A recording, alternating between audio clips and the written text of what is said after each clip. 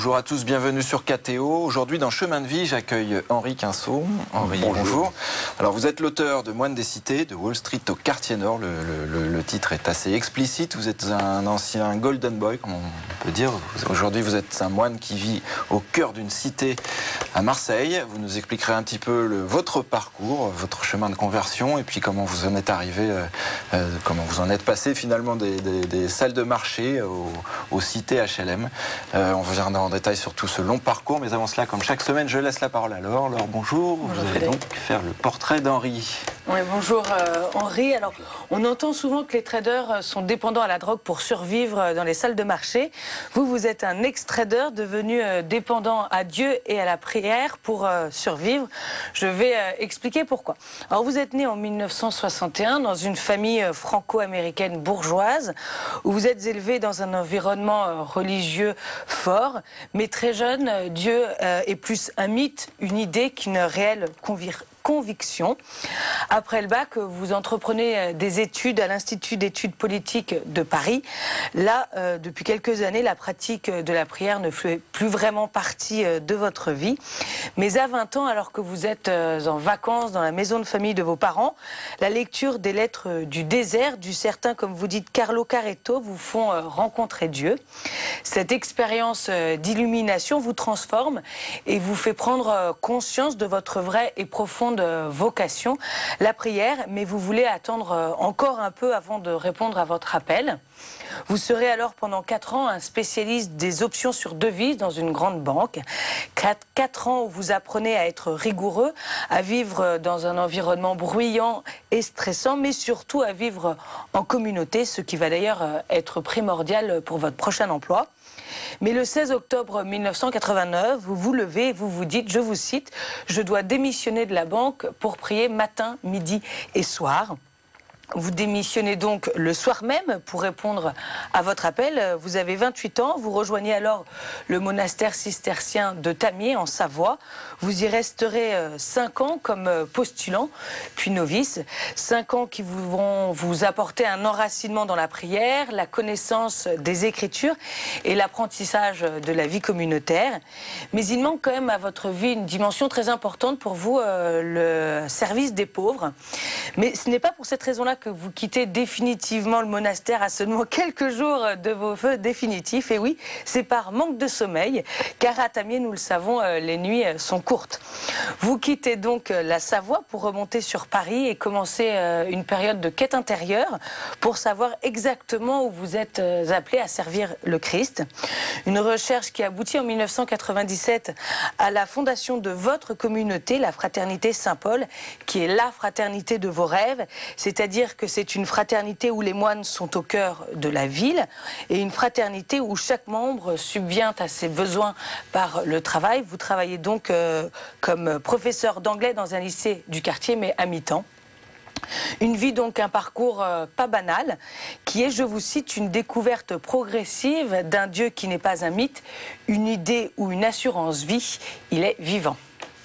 Merci beaucoup, Laure. Très bon résumé. Hein. Très bon résumé. Elle est partie du livre. Oui, c'était très bien dit. Oui. Bah écoutez, pour commencer, peut-être un peu par curiosité, est-ce que vous avez une idée de l'indice de progression du CAC 40 ou vous avez complètement abandonné tout ça? Ces dernières semaines, je n'ai pas pu le suivre de très près, mais il est vrai que je garde des contacts avec certains amis qui sont dans la profession, et pas plus tard qu'hier soir, je dînais avec 2 d'entre eux. Donc je reste toujours attentif à ces réalités. Je suis au courant de la crise des subprimes, etc. On m'a interrogé sur ce qui était arrivé au pauvre Jérôme Kerviel et à la Société Générale. Donc je garde quand même des contacts avec les personnes qui sont dans le métier. Et puis j'ai le plaisir de voir que certains de mes jeunes voisins rejoignent aussi la carrière bancaire. Et il y a à peu près 3 semaines, un jeune de mon quartier qui est d'origine comorienne, marseillais, français, qui a pas mal participé à notre accompagnement scolaire, m'annonçait qu'il avait justement été embauché dans le cadre d'un CDI à la Société Générale en banlieue parisienne, et il était particulièrement fier, à juste titre, et nous étions très heureux non seulement qu'il ait trouvé ce travail, mais qu'aussi qu'il ait la gentillesse de venir nous l'annoncer. Donc par tous ces biais-là, je garde contact, et puis pour nous c'est très important de créer justement des rencontres entre ces univers, donc pas forcément aller pourrir dans sa quartier. Pas définitivement la page de... Non, non. Non, et puis, quand on devient moine, finalement, on garde quand même ce qui vous a fait, ce qui vous a construit. Son histoire. Donc toutes ces expériences vont quand même avoir un effet cumulatif d'enrichissement. Il peut y avoir des erreurs, des difficultés dans telle ou telle période de sa vie, mais je dirais même aussi les erreurs et les difficultés vont faire la personne que vous êtes au final. Et donc je crois que ce contact avec la vie professionnelle dans le domaine bancaire, c'était aussi un apprentissage, comme ça a été dit, d'une certaine rigueur. Puis de la vie en communauté. De la vie en communauté. Quand on est 130 traders dans une salle des marchés, eh bien, surtout sous le stress, c'est aussi apprendre à vivre ensemble. Toutes choses qui sont peut-être pas très bien connues dans les cercles catholiques, où on considère que bon, la finance, c'est un peu... L'argent est sale d'une certaine façon. Enfin, Et dans mon livre, je dis que bon, l'argent est un mauvais maître, mais aussi un bon serviteur, et que normalement les métiers financiers, pour la plupart d'entre eux, sont utiles à la société et devraient servir le bien commun. Alors écoutez, pour essayer de comprendre un petit peu ce parcours, on va revenir à votre enfance, être les bases du chrétien que vous êtes aujourd'hui. On va découvrir la première photo que vous avez eu la gentillesse d'apporter. Il s'agit d'une enfance un peu dorée, entre guillemets, puisque on est dans la banlieue new-yorkaise, on le voit. Vous appartenez à une famille plutôt de la bourgeoisie, un père américain, une mère française. Est-ce que les racines du chrétien que vous êtes aujourd'hui, du frère et puis du moine, sont issus de cette vie familiale, de cette enfance? Est-ce que vous avez grandi dans la foi chrétienne? Oui, alors dans le contexte américain, puisque mon enfance s'est déroulée à New York, que mon père est américain, c'est vrai que la foi, la pratique religieuse est beaucoup plus importante que dans la France d'aujourd'hui, très sécularisée. C'est à la fois une force et une faiblesse, donc pour moi il ne s'agit pas de porter un jugement, mais c'est vrai que dans mon enfance, nous prions non seulement à l'église, mais également chez nous, et je me rappelle très bien autour du lit devant la croix dans nos chambres, nous faisions la prière ensemble, donc ça c'est des expériences en famille, voilà, donc c'était une expérience forte.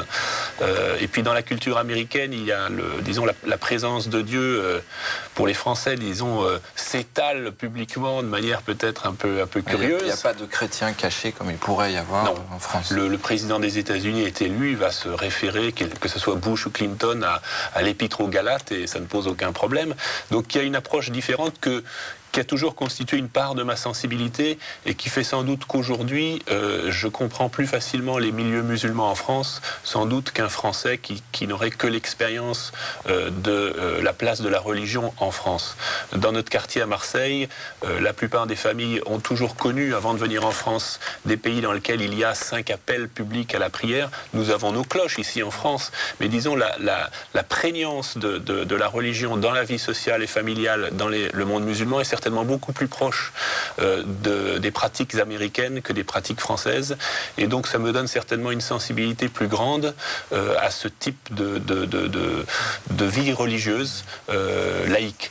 Et donc, en même temps, dans cette enfance, il n'y a pas eu de conversion radicale, il n'y a pas eu d'appel, il n'y a pas eu de désir de vocation comme il peut y avoir chez beaucoup de prêtres. C'est vrai qu'il y a des personnes qui pensent devenir prêtre ou religieux ou moine à un âge très précoce, et pour ma part, je n'ai vraiment jamais envisagé ça. Sauf vous n'avez pas été scout, vous n'avez pas vraiment été engagé à l'aumônerie.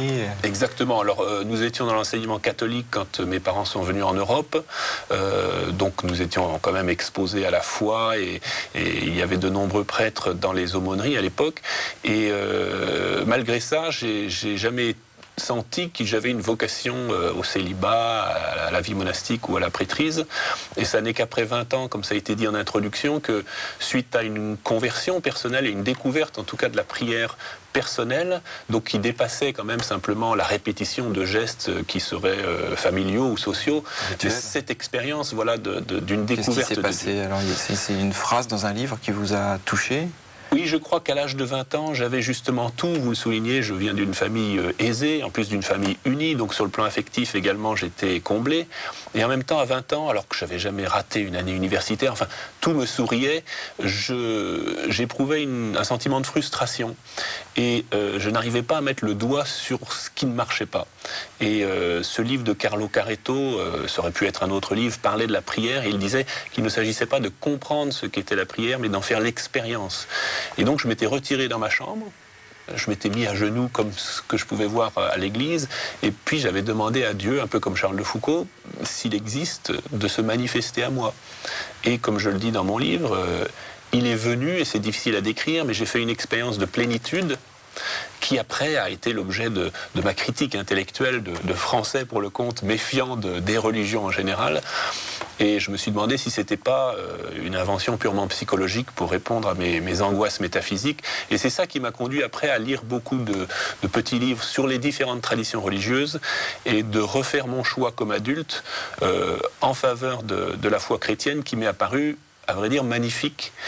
Surtout le mystère de l'incarnation, que Dieu, qui était là-haut dans le ciel, vienne habiter sur la terre. Alors soit c'est une histoire pour enfants à dormir debout et on laisse tomber, mais c'est voilà, mais c'est pour moi c'était très différent d'un Dieu qui serait simplement à l'étage au-dessus et qui nous dirait dans un haut-parleur. Le grand barbu. Voilà, le grand barbu, exactement. Donc ce Dieu-là ne m'intéressait pas beaucoup et j'avais même une répugnance. Et donc ça a été pour moi une redécouverte très importante et qui m'a conduit moi aussi à vivre un peu ce mystère de l'incarnation, c'est-à-dire que si Dieu lui-même est venu habiter parmi les hommes, moi qui avais eu cette enfance très privilégiée, est-ce que je n'avais pas aussi à vivre privilégié sur le plan de la foi aussi, hein, pas seulement sur le plan matériel, d'aller habiter avec des gens qui ne connaissaient pas ce mystère de Dieu et qui n'avaient pas forcément eu les mêmes chances sur le plan social que moi. Cette incarnation que vous allez vivre aussi quelques années plus tard à Marseille. Exactement. En tout cas, cette incarnation qui vous pousse une dizaine d'années, alors le chemin est très long, mais une dizaine d'années, alors que vous êtes trader dans une salle de marché, à démissionner quasiment du jour au lendemain. Ça nous amène à cette deuxième photo. C'est un dessin de vous, qu'on va découvrir dans un instant, puisque vous avez aussi ce don de caricaturiste. Alors c'est là, je me retrouve voilà, un peu dans une salle des marchés. Voilà, c'est une. Et vous invitez vos collègues au pot de départ que vous allez faire pour rentrer au monastère de Tamier en Savoie. Un pot d'adieu, adieu en deux mots. Voilà, voilà, c'est un peu mystérieux. En même temps, il y a quelque chose de soudain. On le sent. Vos collègues sont pas du tout préparés. On se demande si même vous êtes préparé à ça, parce qu'on le sent aussi dans votre livre. Là. Oui, tout à fait. Il y a quelque chose qui vous dépasse aussi. Vous le dites dans votre livre, moi-même je ne comprends pas tout. Ça va très vite, c'est aussi en même temps une décision qui va engager votre vie ou votre avenir. Enfin, qu'est-ce qui s'est passé à ce moment-là? C'est-à-dire qu'à la fois il y a eu une maturation depuis l'âge de 20 ans, donc avec cette expérience de prière dont nous parlions. À peu près un an après cette expérience, je commence pour la première fois de ma vie à me poser la question, peut-être que je ne dois pas simplement me marier et répéter finalement la vie familiale et sociale que j'ai connue moi avec mes parents. Et donc je me pose pour la première fois la question du célibat, mais ça met effectivement 7 ans pour accoucher de cette décision où je vais démissionner de la banque. Alors quand on démissionne... Vous parlez beaucoup avec des prêtres qui vous laissent un peu seul aussi, enfin, qui vous encouragent à rencontrer des femmes. Voilà. À créer des liens, parce qu'ils vous disent, ils vous expliquent que pour eux, votre vie, c'est la vie de couple. Oui, alors il y a deux sons de cloche. Il y a effectivement un prêtre franciscain qui me dit, mais finalement, je te vois plutôt père de famille, etc. Donc je me dis, il faut quand même faire attention. J'ai un autre prêtre qui me dit, bon, tout ça n'est pas complètement mûr, il faut se donner un an. Et malgré tout, j'ai cette force qui m'habite et qui fait que je vais accoucher de cette décision qui peut paraître radicale et qui, comme vous le disiez vous-même, me dépasse. C'est-à-dire que je la prends bien en toute liberté et en même temps, comme toute décision forte, je dirais comme toute décision d'investisseur, on prend un risque. Alors il a peut-être un caractère calculé, mais là... C'était ça à ce moment-là. En l'espèce, oui. Alors pas un risque forcément qui me condamne au chômage pour le restant de mes jours, puisqu'à l'époque il était relativement facile pour moi de retrouver du travail, puisque j'avais des propositions quasiment toutes les semaines. Mais pour moi c'est plus un risque d'être face à ma réalité, ma vérité. Et donc, il y avait quelque chose pour moi d'un peu effrayant à prendre cette décision qui, à mes yeux, comme aux yeux de beaucoup de mes amis, avait un caractère irrationnel selon les lois de ce monde, puisque pour beaucoup de gens, il s'agit finalement de reproduire des styles de vie qu'on a toujours connus, et nous avons été, je dirais, créés physiquement pour avoir des enfants, nous avons été créés psychologiquement pour vivre aussi en couple, socialement pour prendre notre part selon nos capacités dans le monde du travail. Et donc il y avait quand même une décision très forte par rapport à toutes ces questions. Et pour moi, j'en percevais en partie les implications et les logiques, mais même aujourd'hui, je ne peux pas dire que je suis capable d'expliquer à 100% cette décision, parce que je pense que... Vous étiez heureux dans cette salle de marché? 6 ans de votre vie, c'est quand même long. Voilà. Ce qui est important, justement, je pense le montrer dans le livre, c'est que je ne suis pas parti parce que la finance, c'est tous des pourris. Pas dépressif. Voilà, j'étais pas malheureux dans mon travail. Il y avait très peu de spécialistes à l'époque. Je donnais des cours et j'ai toujours aimé enseigner à Sciences Po Paris et puis également aux facultés d'Aix-en-Provence et de Bordeaux. Donc j'avais une vie très intéressante. Donc c'était pas simplement la rémunération, mais aussi le contenu du travail. Mais cette vie ne me suffisait pas pour moi à ce moment-là. Et d'ailleurs, je n'ai jamais regretté d'avoir quitté ma vie de l'époque, à la fois sur le plan... Vous n'avez jamais regretté, mais en même temps, il y a quelques mots. Enfin, on va faire vous quittez cette vie pour rentrer au monastère de Tamier. Là, donc, une vie monacale, une vie relativement dure, mais une vie aussi de communauté très enrichissante. Oui. Parfois, vous parlez, quand vous travaillez vous retournez les fromages pendant plusieurs mois, plusieurs années, je crois aussi, oui. Et vous dites, finalement, je regrette un peu vous avez un peu la nostalgie des salles de marché, de cette fusion, de cette profusion qu'il pouvait y avoir avec vos collègues, cette ambiance Au début, quand je suis arrivé au monastère, c'était pour moi une rupture extrêmement importante que d'autres personnes peuvent connaître, spécialement mes voisins à Marseille, les gens pauvres qui viennent par choix forcé, disons, pour des raisons économiques, dans un pays qui leur est totalement étranger et qui en plus arrivent dans des environnements parfois extrêmement difficiles. Ces gens-là savent de quoi je parle, c'est-à-dire être déracinés du lieu d'où on vit, de ses relations familiales, professionnelle, amicale, c'est quelque chose qui n'est pas facile à vivre. Et donc, on ne peut vivre que dans les profondeurs de son être spirituel. Et donc, je crois que dans mon livre, j'ai montré qu'il ne s'agissait pas d'une conversion dans laquelle, finalement, ce choix de vie éclairait tout d'une joie qui allait faire s'évanouir toute forme de nostalgie.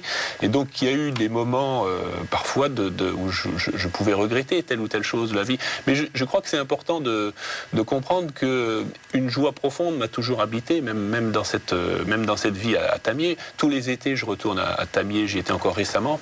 Donc moi, j'ai un très bon souvenir du monastère de Tamier. C'est aussi des années durant lesquelles vous êtes vous-même converti. Enfin, c'est aussi là que vous avez pu comprendre ce pourquoi vous étiez fait. Voilà, ça a été des années d'approfondissement, je crois, d'enracinement aussi dans la prière. De soutien des moines qui vous ont... Le père Jean-Marc Thévenet, le père abbé de l'époque, m'a soutenu dans ma recherche. Vous avez même encouragé à chercher. Et dans la petite question pratique qui s'est posée à moi, qui était le manque de sommeil, puisque les trappistes n'ont que 7 heures pour dormir et que moi j'ai plutôt besoin de 8, ce détail pratique, lui, finalement, a bloqué en dernier ressort ma possibilité de m'engager définitivement dans le monastère de Tamier, mais c'était finalement tant mieux puisque j'avais eu en 1989, donc juste avant d'entrer au monastère et après avoir démissionné de la banque, cette vision où je me retrouvais à Marseille, ville que je ne connaissais absolument pas, entouré d'enfants maghrébins à faire l'école à ses enfants. Et donc, en fait, mon père abbé m'a dit, si tu ne peux pas rester ici pour des raisons de sommeil, est-ce qu'il ne faut pas revenir à cette intuition originelle que tu portais en toi, à la question des banlieues, de la présence dans ces cités. Et donc, lui m'a permis aussi de faire ce pas en me disant, va voir un peu ce qui se fait dans les quartiers. Et c'est suite à cette décision que j'ai pu finalement, avec Karim de Broucker à Marseille, fonder... qui est, voilà, le cofondateur de notre fraternité. Voilà, donc ça nous amène à cette dernière photo, les cités de Marseille. Donc là c'est un groupe de scolarisation des enfants qui viennent là dans l'appartement dans lequel vous vivez. Un soutien scolaire. On va aussi découvrir la cité de Marseille, la cité Saint-Paul. C'est étonnant aussi. Ça vous a aidé à trouver le nom de la fraternité, puisque c'est la fraternité Saint-Paul. Ce qui est étonnant chez vous, c'est ce mélange à la fois de rapidité, mais ça vient peut-être aussi de vos années de trader, de rapidité, les décisions sont prises très vite et en même temps elles sont mûries pendant très longtemps. Exactement. À la fois dans la salle de marché, à la fois au monastère de Tamier, et puis presque à Marseille encore. Oui, je crois que c'est important d'avoir ces temps de mûrissement dans lesquels on est capable à la fois de discerner l'émotion intérieure de l'esprit. C'est un travail spirituel que justement le monastère m'a appris à approfondir. Et puis également exercer son intelligence. Je pense que c'est très important aujourd'hui à l'égard des personnes qui ne partagent pas nécessairement notre foi ou qui ne participent pas à la vie de l'Église, de leur montrer que le chrétien n'est pas simplement un être spirituel, mais aussi quelqu'un doué d'intelligence et de créativité. Et donc face à des contextes nouveaux, aujourd'hui il y a des contextes nouveaux, la France est le troisième pays, par exemple, de confession juive, après les États-Unis et Israël, c'est quelque chose de tout à fait nouveau dans l'histoire européenne, est également le 15e pays musulman au monde, c'est quelque chose de totalement nouveau, 10% de la population à peu près qui est de confession musulmane, souvent peu pratiquante, mais c'est la référence identitaire. Que faisons-nous par rapport à cette humanité nouvelle? La cité dont vous montriez la photo, la cité Saint-Paul qui existe depuis 1962, je suis né en 1961, cette parcelle d'humanité nous est confiée. Donc il s'agit de réfléchir à ces nouvelles données et puis à un moment donné il faut prendre des décisions. Prendre des décisions qui peuvent paraître un peu risquées. Et c'est vrai que quand nous avons commencé avec Karim de Broucker, nous partions quand même aussi à l'aventure. Mais une aventure qui est quand même fondée sur une intuition spirituelle forte, puis sur les la racines, prière. Les racines cisterciennes. Exactement. Donc on s'inscrit quand même dans une tradition. Il s'agit de réfléchir à nouveau frais à qu'est-ce que c'est que la vie monastique. À mes yeux, le célibat, moine vient de monos, grec, qui veut dire, un mot grec qui veut dire un, et puis également le lieu, les pères du désert, donc la notion de désert qui à l'époque n'était pas simplement un lieu de solitude et de silence, mais aussi la banlieue de l'Empire romain. On retrouve cette notion de lieu en périphérie, à la fois pour certains dangereux, difficiles, arides, mais également un lieu de conversion et un lieu d'engagement. Pour simplifier, c'est vraiment un monastère au cœur de la cité. Un micro-monastère au cœur de la cité, et pas simplement au centre-ville. Il y a les fraternités monastiques de Jérusalem qui, à mon avis, remplissent un rôle extrêmement important de présence en centre-ville dans la prière, dans des beaux bâtiments hérités de l'histoire justement du christianisme ici en France. Là, votre idée, c'était vraiment l'incarnation, vivre avec les pauvres et prier avec eux pour eux. Exactement. Et puis leur offrir un espace à la fois de prière mais aussi d'aide. Il s'agissait surtout pas, peut-être c'est un peu le reproche qu'on a fait à la mission ouvrière, de faire un centre social finalement. Oui, c'est-à-dire que nous avons, disons, 7 piliers, mais pour aller vite, il y en a 3 qui nous paraissent quand même très importants. C'est effectivement la prière, puisque nous avons une prière liturgique, la Lectio Divina, donc la lecture priée des Écritures dans nos appartements. On en a maintenant 3 dans cette cité à Marseille. Nous sommes présents aussi en Algérie. Mais les autres éléments, c'est le travail, mais travail à mi-temps pour être à la fois présent pour la prière, travail salarié, mais à mi-temps, pourquoi? Parce que du temps pour la prière et du temps pour l'accueil, car le 3e pilier qui nous paraît très important, c'est compte tenu du choix du lieu, qu'il y ait toujours quelqu'un l'après-midi, tous les jours de l'année, vraiment sans exception, pour accueillir nos voisins. Et donc, que ce soit Karim, que ce soit Jean-Paul, Gauthier ou moi-même, et les soixantaines de personnes qui nous aident justement pour l'accompagnement scolaire, il s'agit d'accueil, de rencontres qui nous mettent en contact avec le quartier, mais sur place. C'est pas une insertion par le travail, puisqu'il y a beaucoup de chômeurs, du travail précaire, mais vraiment tenir compte de cette nouvelle réalité sociale avec des logiques de territoire. Et puis de voisinage. Un monastère au cœur de la cité, ça ne doit pas être évident de prier, parce qu'il y a beaucoup de bruit, il y a de la délinquance, il y a des problèmes de voisinage, de promiscuité, etc.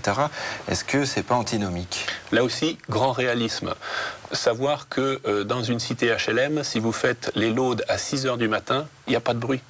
Donc moi, tous les matins, je me lève à 5h15 le matin, je profite du silence du matin. Le dimanche matin, très calme. Autre élément extrêmement important, c'est qu'une fois par semaine, nous avons une journée de désert. Donc nous ne la prenons pas tous ensemble pour qu'il y ait toujours quelqu'un à l'appartement, mais nous allons prendre une journée où nous pouvons partir dans la nature ou nous retirer dans un lieu de prière pour pouvoir justement goûter le silence. Donc un élément et plus notre retraite annuelle qu'on va généralement passer dans un monastère. Donc essayer d'avoir un style de vie extrêmement réaliste pour que nous puissions justement toujours nous ressourcer dans cette prière. Et s'il manque du silence, c'est surtout l'été, effectivement, l'après-midi et le soir, mais toujours arriver à construire un mode de vie qui quand même puisse garder ces caractéristiques de la vie monastique. Peut-être pour conclure, ça a été difficile à mettre, parce que les piliers, c'est aussi de la théorie d'une certaine façon, à mettre ça, à faire fonctionner tout ça dans cette cité, alors que c'était pas du tout votre monde. Alors je crois que... Pour conclure, parce qu'il nous reste quelques secondes. Alors je crois que bon, c'est justement l'importance à la fois d'avoir connu la vie professionnelle avec son efficacité, d'avoir connu la vie monastique avec aussi son organisation pratique très concrète, et puis d'être nourri spirituellement pour trouver dans un environnement nouveau aussi les modalités pratiques pour vivre cet élan qui est toujours un élan évidemment spirituel. Ben, merci beaucoup. Très vite, je rappelle le titre de votre livre, Moine des cités, c'est publié aux éditions Nouvelle Cité. Merci beaucoup. Merci. Quant à nous, on se retrouve la semaine prochaine avec un nouvel invité. Bonne semaine à tous et à très bientôt sur KTO.